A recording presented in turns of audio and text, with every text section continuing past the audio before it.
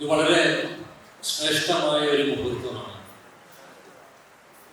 ദാനം കൊണ്ട് ദൈവതുല്യരായ വ്യക്തിത്വങ്ങളും ഏറ്റുവാങ്ങുന്ന സുമനസ്സുകളും നിറഞ്ഞ ഈ വേദിയിൽ ഇങ്ങനെയൊരു ചടങ്ങ് ഒരുപക്ഷെ എൻ്റെ ജീവിതത്തിലും ആദ്യമാണ്.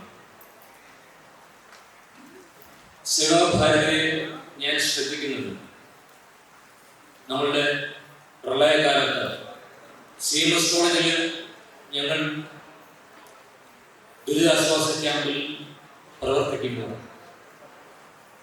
ഞങ്ങളെയൊക്കെ അത്ഭുതപ്പെടുത്തിക്കൊണ്ട് യാതൊരു കൊട്ടിഘോഷങ്ങളുമില്ലാതെ യാതൊരു പ്രചരണങ്ങളുമില്ലാതെ ഞങ്ങൾ എത്തുന്നതിന് മുൻപ് തന്നെ സഹായഹസ്തങ്ങൾ നീട്ടി എല്ലാ വീടുകളും കയറിയിറങ്ങുന്ന സേവാഭാരതിയാണ് ഞാൻ ആദ്യം ശ്രദ്ധിച്ചത്.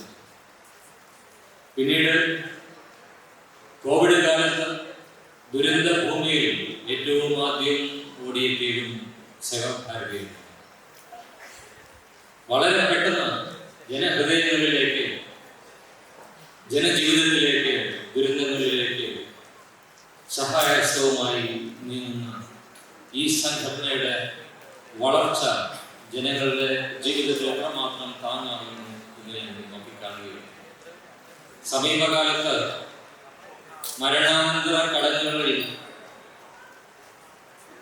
ദഹന പ്രക്രിയയ്ക്കും അതുപോലെ മോർച്ചറി സംവിധാനത്തിലൂടെയൊക്കെ സാധാരണ ജനങ്ങളെ ഏറ്റവും അധികം സഹായിക്കുന്ന ഈ സംഘടന ഇന്ന് മറ്റൊരു അത്ഭുതം കൂടി പ്രവർത്തിക്കുന്നു.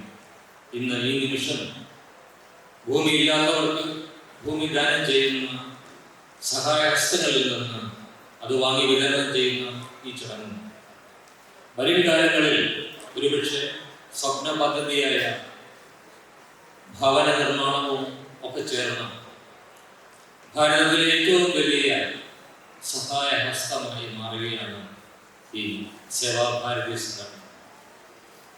സേവാഭാരതിയുടെ എല്ലാ വളർച്ചയും സ്വാതന്ത്ര്യ രീതികളും വിജയങ്ങളിലേക്ക് കുതിക്കട്ടെ എന്നും ആ സഹായഹസ്തങ്ങൾക്ക് ഒരു താങ്ങായി ഞാനും ഉണ്ടാകുമെന്ന വിശ്വാസവും ഇവിടെ